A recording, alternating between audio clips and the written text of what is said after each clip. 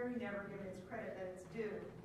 The last few years of the Mascot's run, it seemed to just appear sporadically, and often with no illustrations. And toward the very end, it just basically had a list every week on who was getting divorced, called the divorce mill.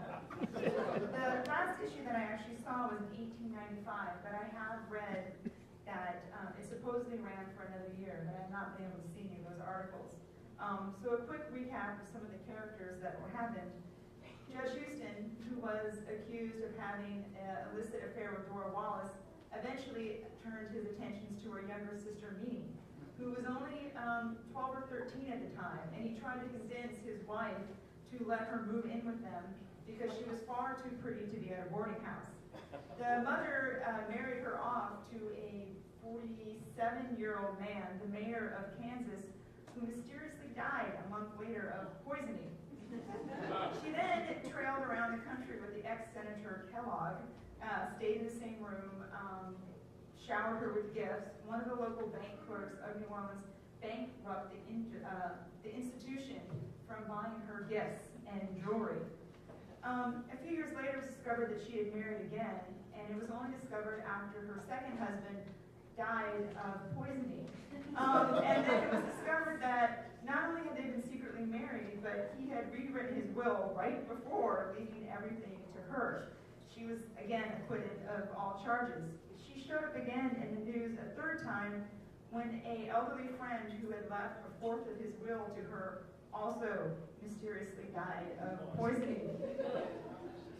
She claimed that she was going to use I think it was average that her 2 months marriage, she was married to the mayor of Kansas for a month and second man for a month, netted her over $500,000. She claimed that she was going to open an institute for handicapped orphans, but that never happened. Judge Houston eventually moved to New York and set up a business there. James Houston, his brother, who was trying to defend the name of his brother, had never really killed anybody again, but had been associated with killings. In 1888, Lucas Clare, who was a special appointee of the police, despite the fact, he was a special member of the police force, appointed by the mayor, despite the fact that he had been arrested over 30 times in 1 year for disturbing the peace and drunken and disorderly conduct and fighting, gunned down the police commissioner in a bar on New Year's Eve. It was later discovered that Houston had purchased the gun that Lucas had used to kill him, which is interesting because it was from Waltz, which is now the key shop of a magazine. Was the gun shop from where he purchased it from, and the owner of the shop filed an affidavit saying that he tried to purchase it with Houston's money. Houston was acquitted of all charges. He also later was one of the leaders of the mob that lynched the Italians that during the Chief Hennessy case. He was one of those leaders. And then in his obituary, he died at age 44 from leukemia. It stated that the killings that he had done earlier of the captain during the Democratic battle and of the desperado in the courtroom made him feared, but it was the killing of Brewster in the Mascot office that made him unpopular throughout the city. Edward Burke, who had forced the Democrat into bankruptcy, only to buy the paper himself, retired from state treasurer and went on a trip only to discover that a successor that he had embezzled anywhere from $64,000 to $2 million of the state's money. He declared his innocence and said that he would come back and fight the charges, but fled to Honduras and never returned to New Orleans again. Consequently,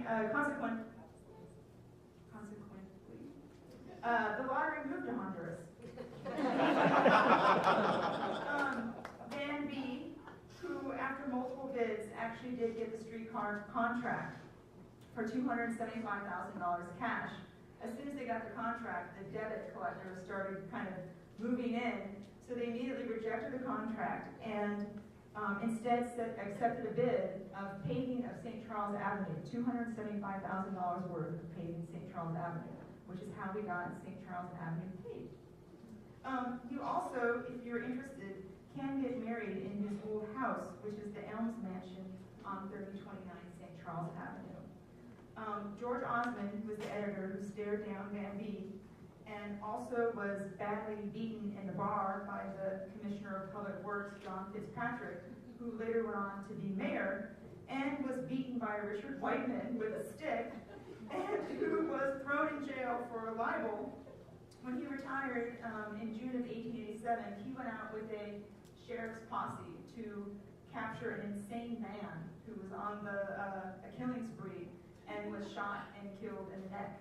And Zenit was one of his pallbearers who was killed by Brown just a few months later. My favorite, Judge Bossier, continued having scrapes of the law and continued seeking public office. In 1888, he was elected to the legislature of St. Tammany Parish under some controversy because he was not actually a resident of St. Tammany Parish and was running for the same office in New Orleans. Despite his notorious ineligibility, he was elected, and he was re-elected in 1892. In 1904, he ran for lieutenant governor but did not win. In 1904, he also ran for police inspector but did not win. And when he didn't, he stormed the mayor's house and declared that the reason that he didn't win is because he was an honest man and the mayor wanted a dirty, sneaking thief like himself in position. In 1905, he was arrested for threatening his partner.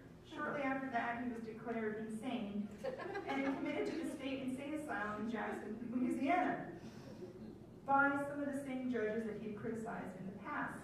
To avoid any considerable difficulty, as they said, workers avoided telling Bossier where he was going. Instead, saying that they were just going to the house of detention to get his release.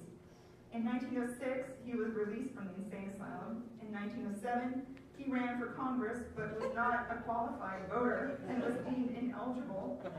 In June of 1907, he was returning home from a reunion with his Confederate soldiers and, drunk, fell off the platform of a train and was killed. He had just announced his candidacy for lieutenant governor just a couple of weeks. And that is a brief